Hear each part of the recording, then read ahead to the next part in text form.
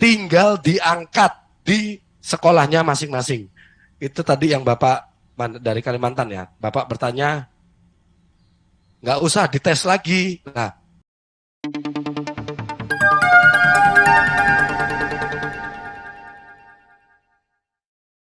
jadi pertama yang saya ingin tekankan di sini perbedaan mekanisme ini. Mohon Bapak Ibu nanti agar ketika di DES tidak lagi bicara mengenai mekanisme atau masih diskusi dengan tim teknis. Jadi harapannya nanti begitu di DES sudah langsung mengalir diskusi mengenai data saja. Konsep pemikiran itu kalau bisa sudah ada di sini. Tahun 2021, Bapak Ibu buka formasi menurut kebutuhan yang ada di sekolah. Lalu guru mengejar ke formasi yang Bapak Ibu buka. Kan gitu ya. Bapak Ibu mungkin tidak membuka formasi di SDN 1, tapi Bapak Ibu buka formasi di SDN 2. Nanti guru di SDN 2 atau guru di SDN 1, SDN 3 yang tidak terbuka formasinya akan berebut ke formasi yang Bapak Ibu buka. Itu yang terjadi tahun 2021. Sehingga akan ada persaingan dan pergeseran. Apabila guru yang di SDN 2 tidak dianggap, saya pakai tanda petik, dianggap tidak memenuhi syarat. Apalagi kalau nanti masuk misalnya swasta, itu yang baik kita, pemerintah pusat atau pemerintah daerah mungkin sudah dirasakan oleh hal itu. Nah, di tahun 2022, formasi nanti yang Bapak Ibu akan bicarakan di DES, itu akan disesuaikan dengan posisi individu. Jadi, formasinya yang akan digeser, disesuaikan ke posisi di mana individu itu berada. Ini nanti yang akan dirapatkan di DES. Formasinya yang digeser.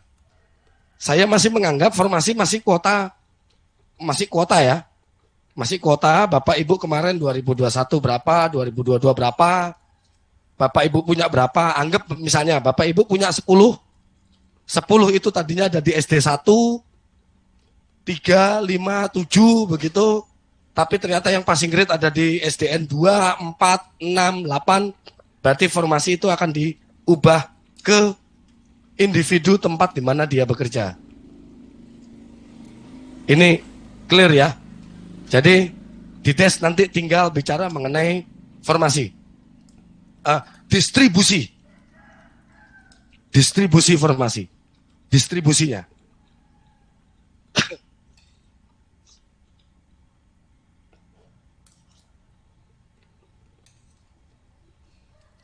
Ya, sebentar. Kalau ada guru agama yang sudah lulus passing grade,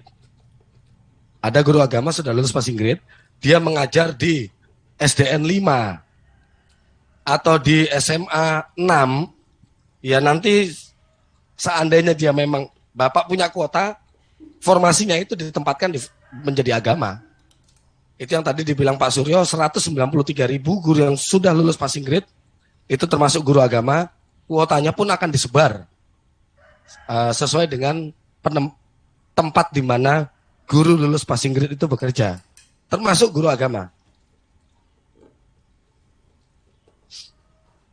Makanya tambah nanti habis ini. Selanjutnya, perbedaan selanjutnya tahun 2021. Ini ringkasan ini. Perbedaan tahun 2021. Seleksi hanya menggunakan tes. Tes itu maksudnya ini ya, tes. Berarti yang diukur adalah kognisi. Kemampuan kognisi. 2022 seleksi menggunakan pola pengamatan. Jadi mengukur kognisi, afeksi, dan psikomotor, behavior. ini akan lebih rumit, lebih kompleks, tapi nanti penentuannya mungkin akan terlihat sedikit lebih subjektif, relatif lebih subjektif, tapi itu nanti tanggung jawab ada di tempat Bapak Ibu. Loh, ini bukan mengancam, ini bukan, maksudnya yang lebih tahu kan nanti Bapak Ibu gitu loh. Oke ya. Jadi Bapak Ibu nanti bukan hanya harus mengukur, menyeleksi dia pintar atau tidak. Bukan itu saja. Tapi harus dilihat dia baik atau tidak. Karena dua kompetensi guru diantaranya adalah sosial dan kepribadian. Itu yang harus kita tangkap juga. Yang kemarin belum sempat tertangkap di tahun 2021. Itu ya. Lalu Bapak Ibu juga harus mengukur psikomotor. Ini ada tiga ini komponen dari manusia kan. Kognisi, afeksi, dan psikomotor. Psikomotornya apa? Kompetensi guru pedagogi. Bagaimana cara dia mengajar.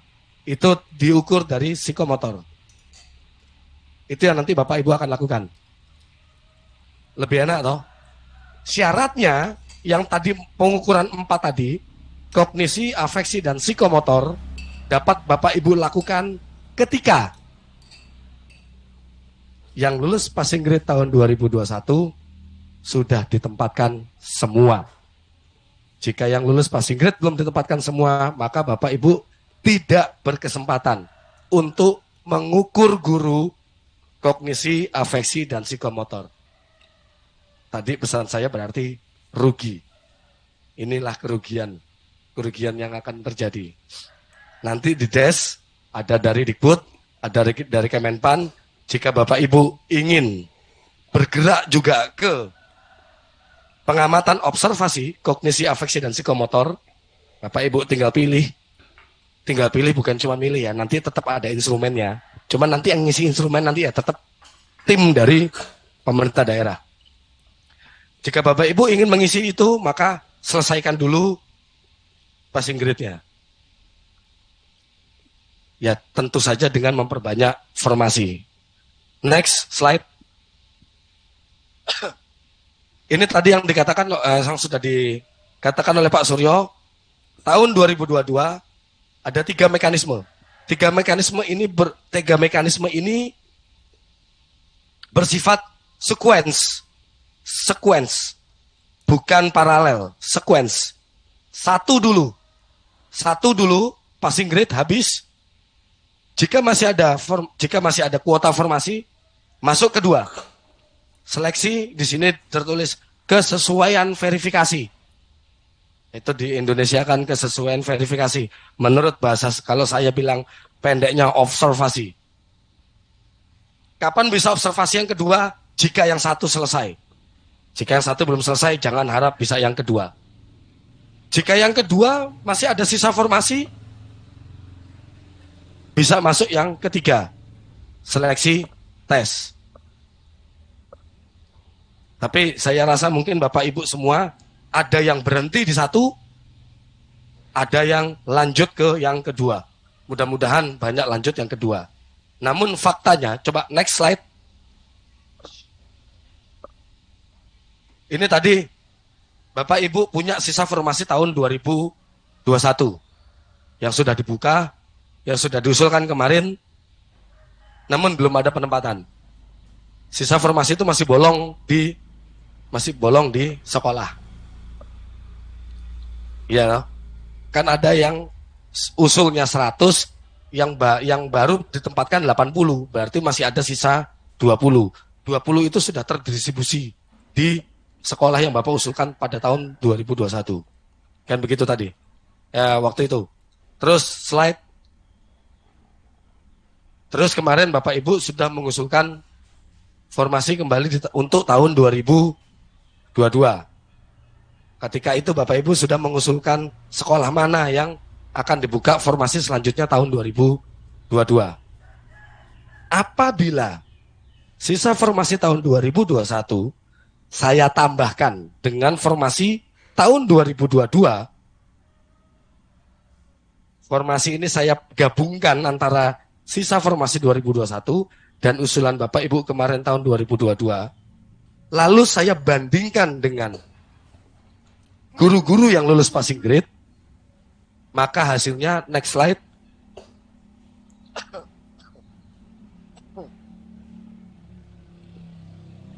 DIY peringkat 3 paling bawah, artinya lebih banyak daerah yang guru lulus passing grade-nya lebih tinggi dibandingkan dengan formasi 2021 plus 2022.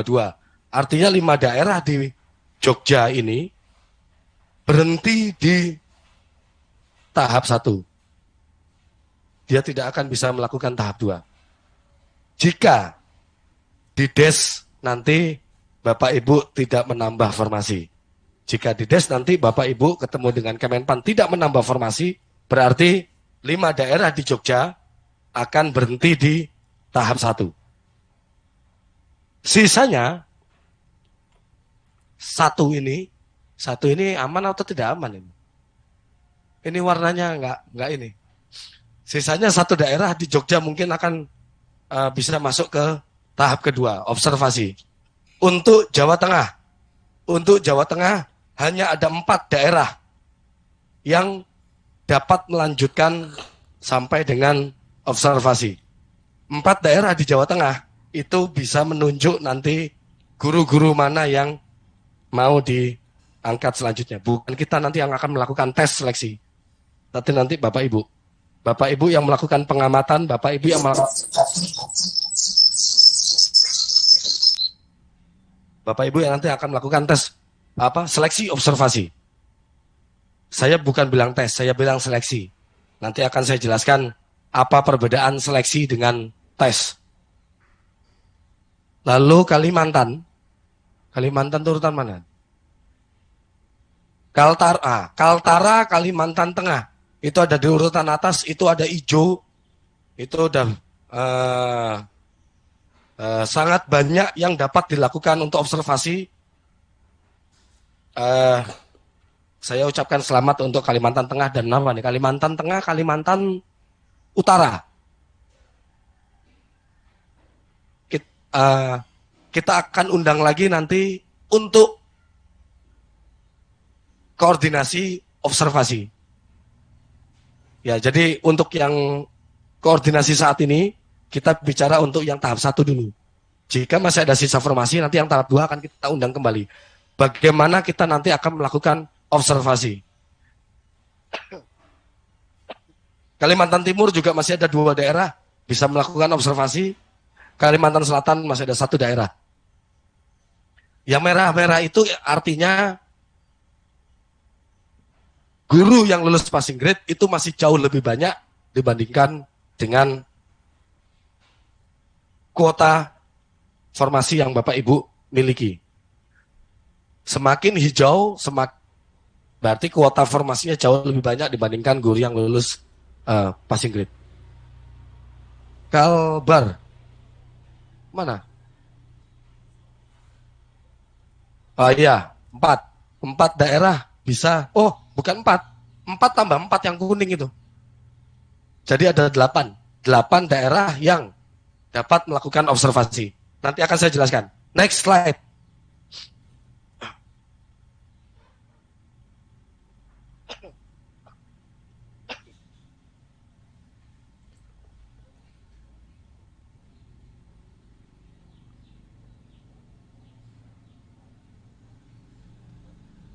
Ya, jadi ini jadi saya ulang lagi ya. Pertama kita akan menempatkan guru-guru yang sudah lulus passing grade dengan urutan K2 dulu. Jadi yang pertama atau next saja lah. Ini ulangan dari yang tadi. Next slide. Ini. Kita ngomong masalah yang pertama. Penempatan passing grade. Sebelum kita ngomong observasi, kita bicara bagaimana cara menempatkan guru lulus passing grade. Jadi pertama, sesuai dengan amanah dari Permenpan 20 tahun 2021, yang pertama akan dihabiskan K2 dulu. Jadi ketika Bapak Ibu punya guru passing grade, lulus passing grade kemarin kita kumpulkan, K2-nya kita kumpulkan dulu, itu dulu yang kita tempatkan.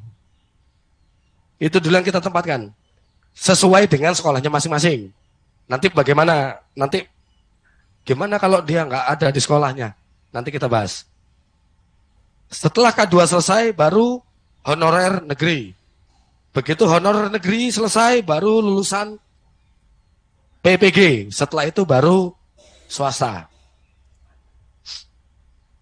Bagaimana jika ada dalam satu kategori K2, sesama K2 atau sesama honorer, dia punya nilai yang sama. Passing grade-nya sama, nilainya sama. Terus mana dulu yang mau ditempatkan? Kita lihat dari total nilainya dulu. Total nilai ketika dia tahun 2021. Kalau masih sama, kita lihat kompetensi teknisnya. Kita bandingkan kompetensi teknisnya. Jika masih sama, kita bandingkan nilai manajerial sosiokulturalnya. Terus seperti itu kita bandingkan wawancaranya, baru terakhir. Kalau nilai totalnya sama, teknisnya ternyata sama, manajerial sosiokulturalnya sama, wawancaranya sama, baru kita lihat terakhir usia. Usia sampai dengan per hari. Kita tidak bisa membandingkan per jam ya, per hari. Sesama umur 52 tahun, 52 tahun berapa bulan, berapa hari. Jam tidak ada datanya di Dapodik.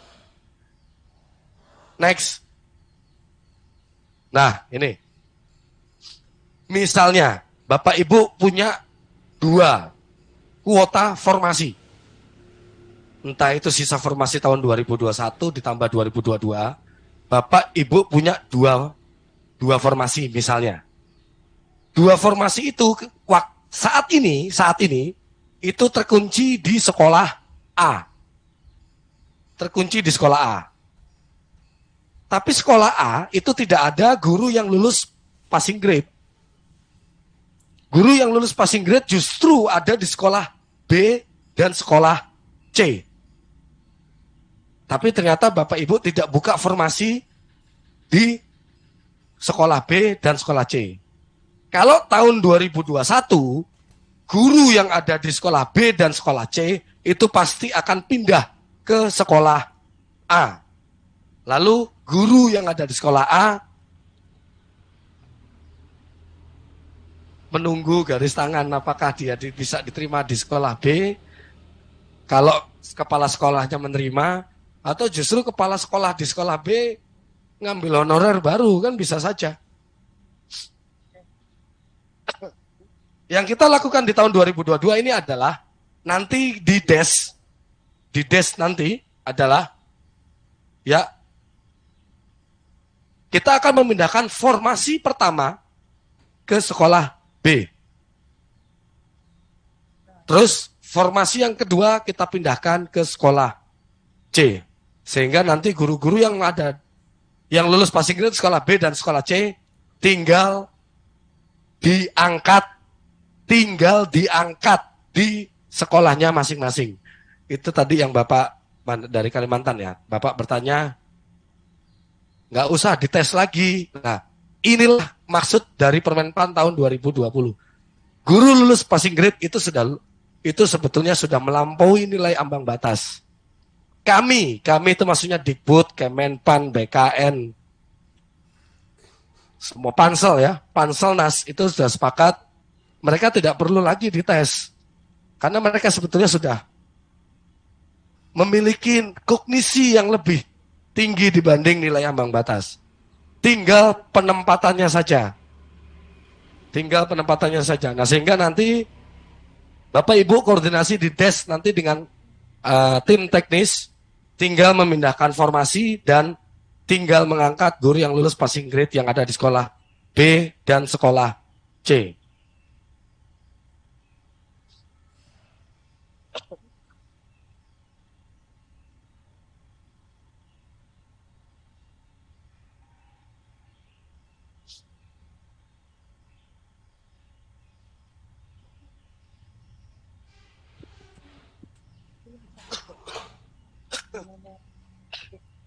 Ya tetap. Kan ini ada pertanyaan. Kemarin buka formasi di sekolah A karena kebutuhan guru. Nggak ada yang lulus. Terus formasinya dipindah ke sekolah B. Berarti sekolah A tetap kekurangan guru.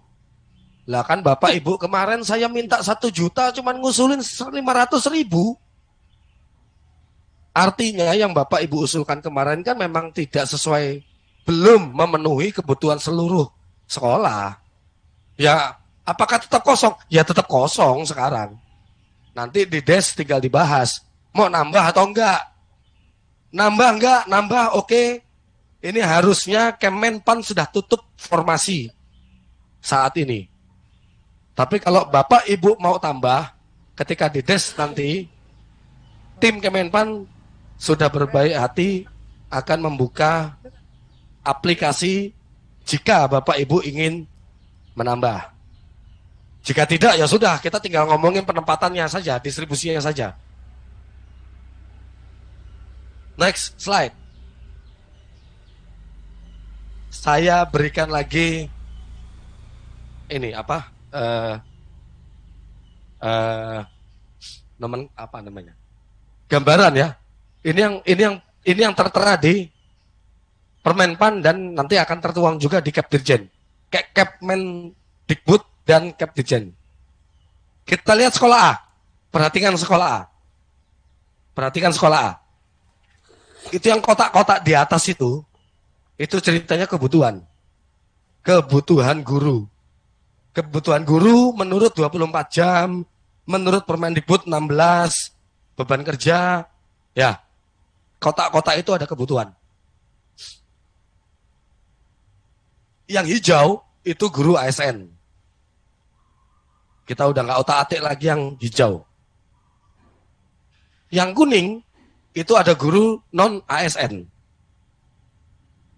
Yang biru ceritanya itu guru non-ASN yang lulus passing grade tahun 2021. Perhatikan sekolah A. Kalau kita lihat jumlah guru dengan jumlah kebutuhan, sekolah A ini ceritanya kelebihan guru. Kelebihan guru jika guru non-ASN-nya dihitung. Jika guru non-ASN-nya dihitung. Tapi dia kekurangan guru jika hanya dilihat guru ASN-nya saja. Tapi kalau guru non-ASN-nya dihitung, dia kelebihan guru. Saya yakin banyak ini. Sudah? Ada guru lulus passing grade di sekolah A. ASN-nya cuma 2, hijaunya cuma 2, kebutuhannya ada 4, kotaknya ada 4. Maka yang akan kita lakukan di DES nanti adalah enter, memindahkan formasi, menempatkan guru yang biru tadi lulus passing grade agar ditempatkan di sekolahnya.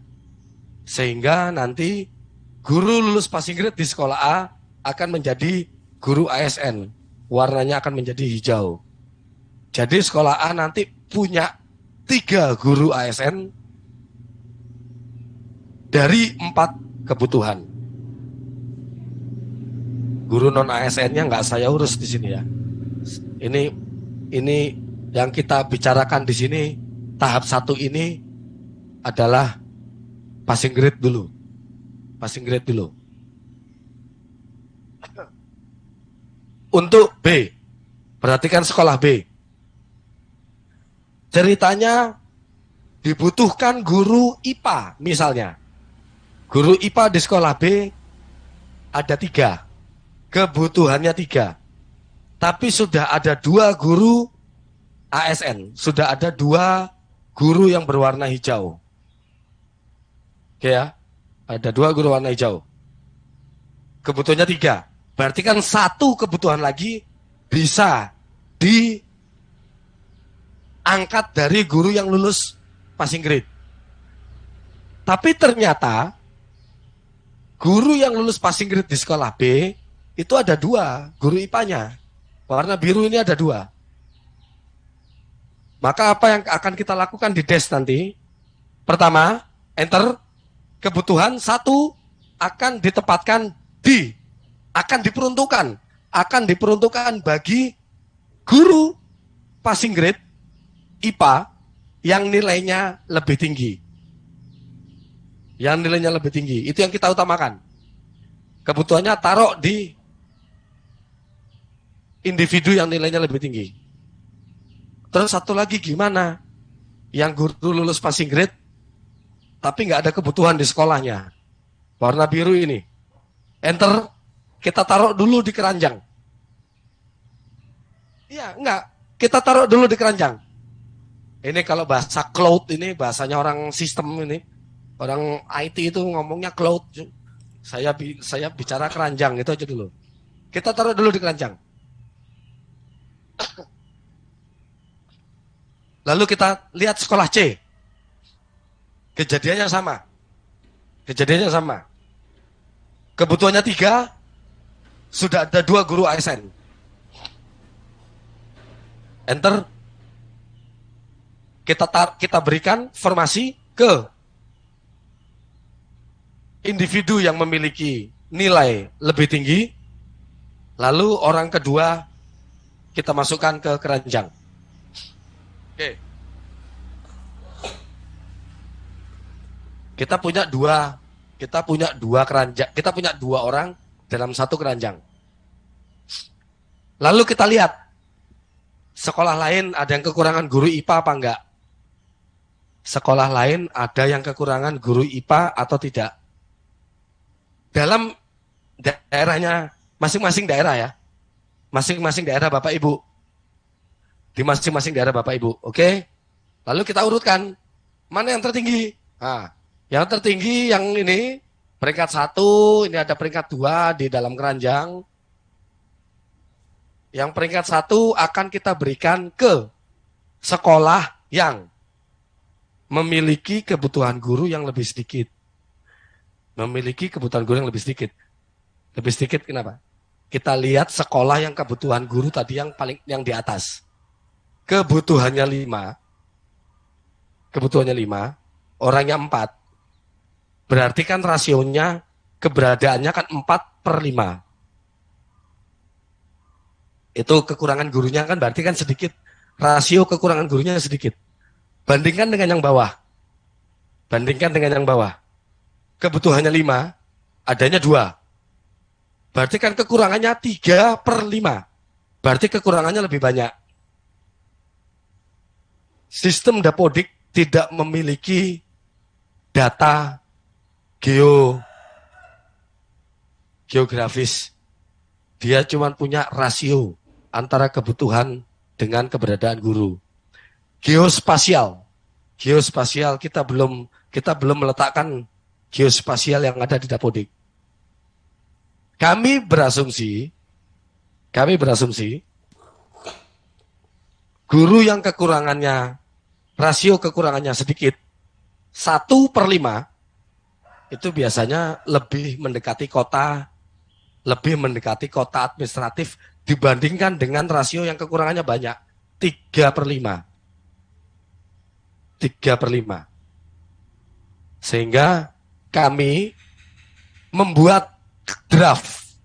Sekali lagi, membuat draft. Urutan pertama, kita taruh ke sekolah yang lebih mendekati kota, asumsinya. Kekurangannya lebih sedikit. Enter.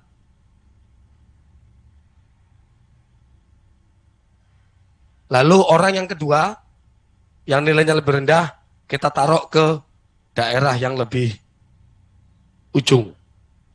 Untuk K2 dan negeri. Untuk K2 dan honor negeri. Sekali lagi saya bilang untuk K2 dan honor negeri. Tadi passing grade ada 4 kan? K2, honor negeri, PPG, dan swasta. Untuk K2 dan honor negeri, kita tempatkan dulu pada aglomerasi kota. Dengan cara melihat perhitungan, rasio perhitungan, itu yang lebih kecil, asumsi kami, itu berarti yang lebih mendekati kota. Nah, tadi saya bilang draft. Kenapa saya bilang draft? Jika Bapak Ibu masih memiliki formasi, Bapak Ibu masih punya hak. Sekali lagi. Bapak Ibu masih punya hak untuk menukar orang pertama tadi yang ada di keranjang tadi. Ini baiknya orang pertama jangan ada di sekolah yang atas. Orang kedua taruhnya jangan yang di bawah. Tapi kita tukar misalnya, masukan dari Bapak Ibu. Orang keduanya di atas, orang pertamanya justru yang ke bawah. Kenapa?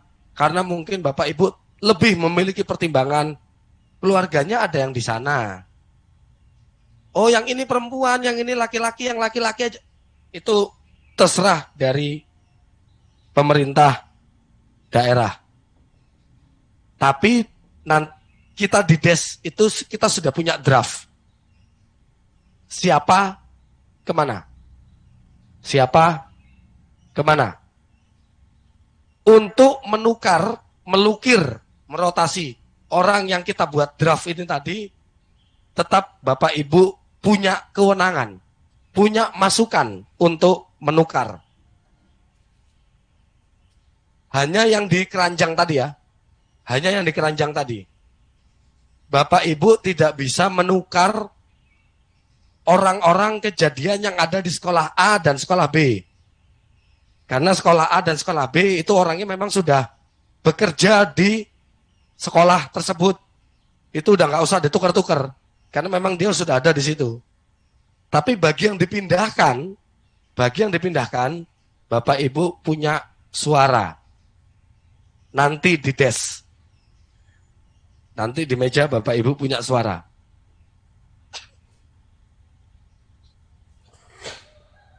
Next. Oh, back lagi.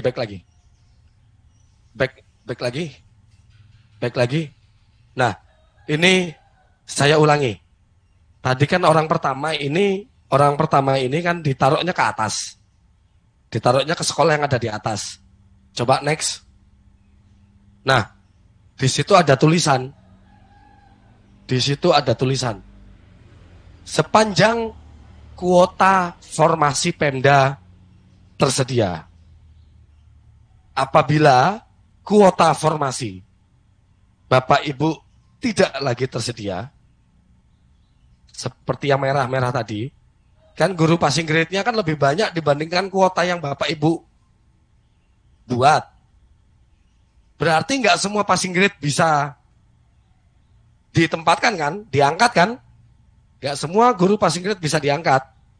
Nah, misalnya kuota Bapak Ibu sudah habis untuk menempatkan guru yang ada di sekolah A dan ada di sekolah B.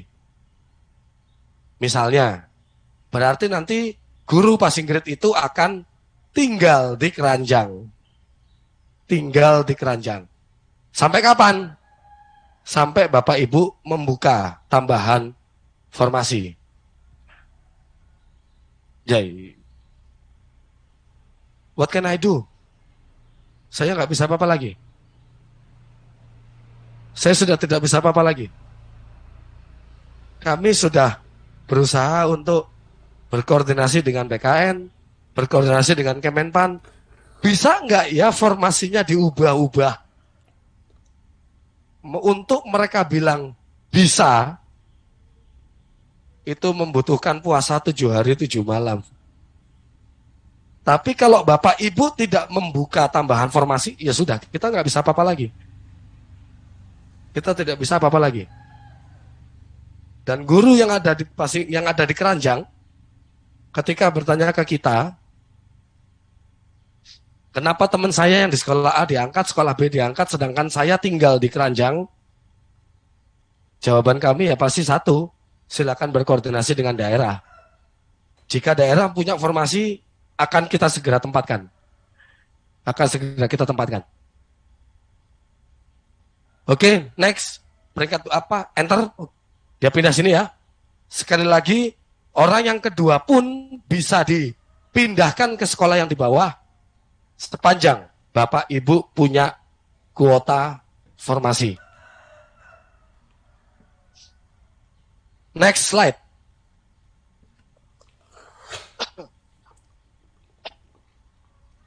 Permasalahannya, permasalahannya ini bukan hanya kuota formasinya Bapak Ibu saja, tapi ada masalah lain. Selain masalah kuota formasi, bukan. Ya kuota formasi kan korelasinya ke anggaran, bukan.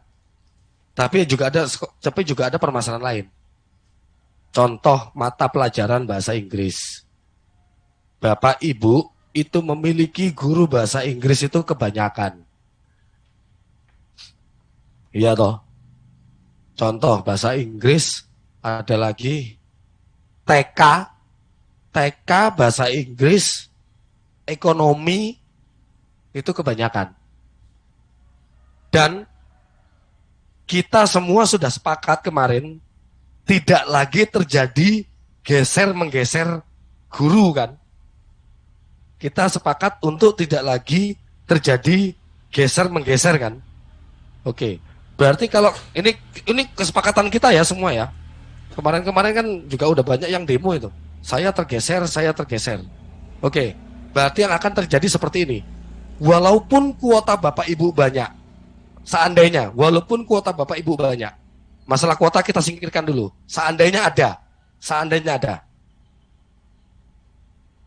Untuk guru-guru bahasa Inggris, tidak semua guru bahasa Inggris, tidak semua guru TK, tapi sebagian besar akan mengalami seperti ini. Enter, perhatikan yang A, itu masih sama seperti tadi. Untuk sekolah B juga masih sama seperti tadi. Yang tertinggi kita ambil, yang paling rendah, yang terendah, kita taruh di keranjang. Sekolah C juga begitu, yang nilainya tinggi kita ambil, kita angkat di sekolahnya sendiri, dan yang terendah kita taruh di keranjang. Contoh bahasa Inggris ini. Saya punya 2 guru bahasa Inggris di keranjang. Tapi ternyata di sekolah lain tinggal 1 kebutuhan guru bahasa Inggris. Sekolahnya ada di atas. Sekolah yang di bawah itu sudah penuh. Ada 5 kebutuhan bahasa Inggris. 5-5-nya sudah terisi. Ada yang terisi oleh guru passing grade di sekolahnya sendiri, yang warna biru ini. Warna biru itu guru les passing grade. Yang 3 ini warna hijau, itu guru ASN. Dan ada 1 guru non ASN. Ini kalau kita geser guru non ASN-nya, ikutan demo nanti. Katanya sudah tidak ada geser-menggeser, tapi nyatanya saya digeser. Nah itu. Parameter geser-menggeser yang terdaftar di Dapodik ya. Yang terdaftar di Dapodik. Kalau ada guru non-ASN tidak terdaftar di Dapodik, mau nggak mau berarti kita anggap itu kosong. Kalau dia marah, kenapa saya digeser? Jawaban kami ya kenapa nggak ada di Dapodik. Gimana kita tahu di situ ada orang? Di Permenpan 20 2022, semuanya di berbagai pasal diulang dan diulang. Terdaftar di Dapodik. Saya tahu banyak guru non-ASN yang tidak didaftarkan di Dapodik agar guru ASN-nya mendapatkan 24 jam. Yaitu konsekuensi. Nah, maka yang akan kita lakukan adalah untuk guru yang ada di keranjang ini, enter. Guru yang berperingkat tinggi akan kita tempatkan ke sekolah yang membutuhkan. 1 guru diam di keranjang. Mau nggak mau.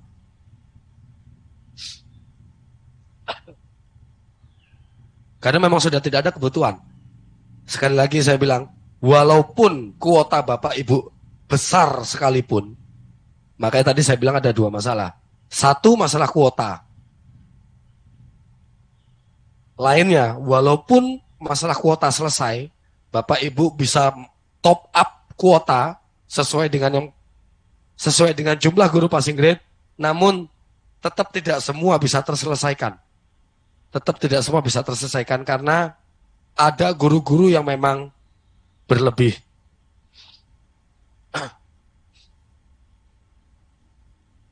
Sekali lagi, ini kita baru bicara K2 dan negeri.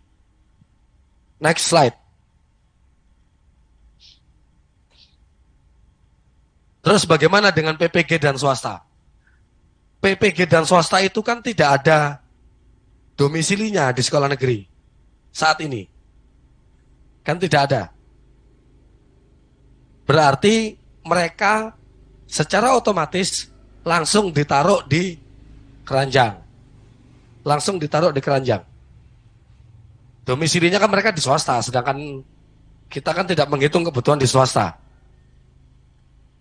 Mereka kita taruh langsung di keranjang. Misalnya ada 4 guru PPG dan swasta yang ada di keranjang.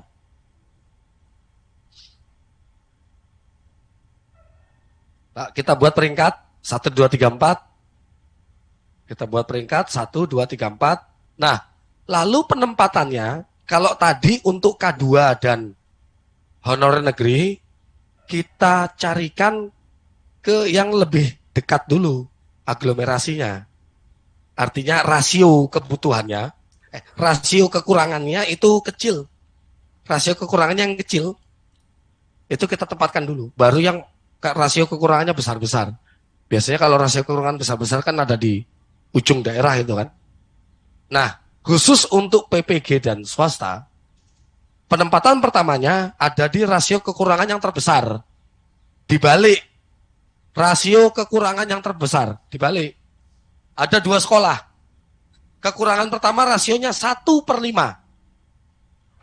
Sekolah kedua rasionya 2/5. Kekurangan 2/5.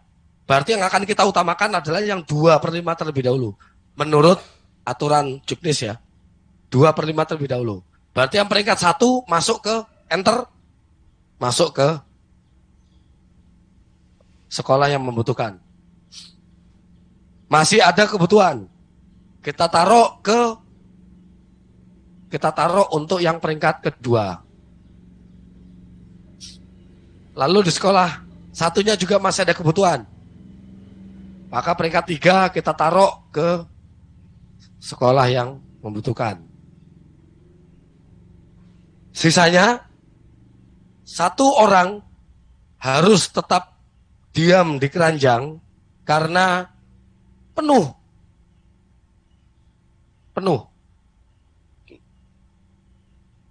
Pertanyaannya, misalnya, gini, kalau Bapak Ibu masih punya kuota formasi, tapi guru passing grade ini belum semuanya selesai ditempatkan, bukan karena kuota formasinya yang habis, tapi karena memang sudah tidak bisa ditempatkan lagi.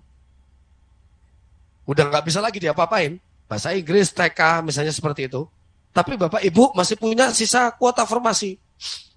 Maka sisa kuota formasi tersebut dapat dilakukan untuk mekanisme yang kedua, yaitu pola observasi. Jadi bisa langsung ke langkah yang kedua, yang observasi. Oke, next slide. Nah, sekarang kita masuk mekanisme yang kedua. Tadi udah jelas ya, mekanisme pertama kita tempatkan dulu guru-guru lulus passing grade. Itu yang nanti akan kita diskusikan nanti di desk, di meja. Sekali lagi, jika Bapak Ibu, jadi pertama gini, di desk itu nanti akan, oke, Bapak Ibu masih kurang atau lebih kuota formasi untuk yang passing grade. Jika kurang, kita akan tanyakan mau tambah atau tidak. Itu sudah ada sistem aplikasi, kita sudah siap. Mau tambah atau tidak? Kalau tambah, oke, tambahnya mau berapa? Jika tidak, oke, berarti Bapak Ibu punya kuota sekian. Tadi Pak Suryo kan juga udah bilang bahwa kuota di informasi tidak diperkenankan untuk dikurangi, diperkenankan untuk ditambah. Oke, jika memang tidak menambah, berarti udah kita nanti di desk tinggal diskusi siapa ditempatkan di mana. Khusus untuk guru-guru yang sudah punya sekolah, tidak dapat didiskusikan kembali karena dia memang sudah ngajar di situ. Khusus untuk guru-guru yang ditempatkan di keranjang itu tadi, kita bisa berdiskusi. Kita sangat membuka diskusi bagi oleh Bapak Ibu. Oh, ini di sini saja, yang ini di situ, yang kita bisa diskusi. Masing-masing Pemda kira-kira mendapatkan waktu sekitar agak lama di meja itu 45 menit. 45 menit untuk mendiskusikan individu, penempatan individu. Jadi saya rasa itu udah lama. Makanya maksud saya, mindsetnya itu kita bereskan dulu di sini, pengertiannya kita bereskan dulu saat ini. Jadi nanti begitu di desk, itu tinggal diskusi data. Siapa, kemana. Oke, lalu sisanya ada beberapa daerah, terutama Kalimantan tadi, kalau saya lihat datanya.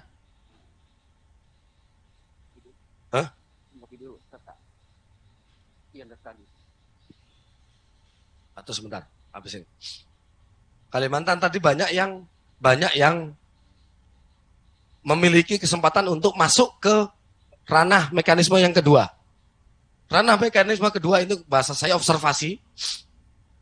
Bagi siapa? Bagi guru-guru yang sudah terdaftar di Dapodik lebih dari 3 tahun. Kalau guru baru, apa yang mau diobservasi? Ini kita sudah.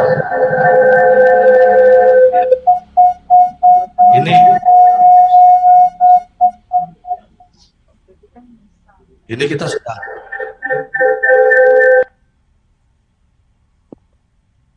Ya, ini kita sudah beranjak dari tes ke observasi.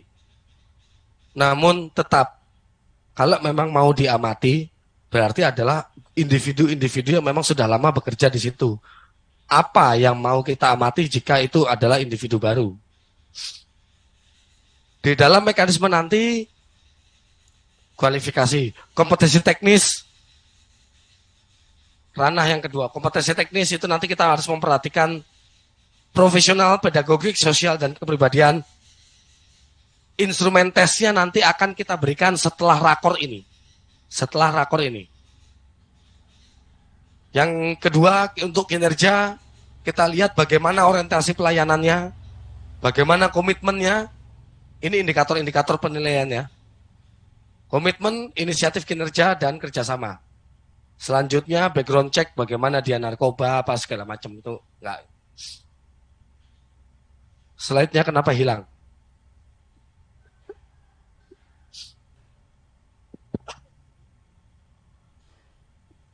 Slide-nya kenapa hilang ini?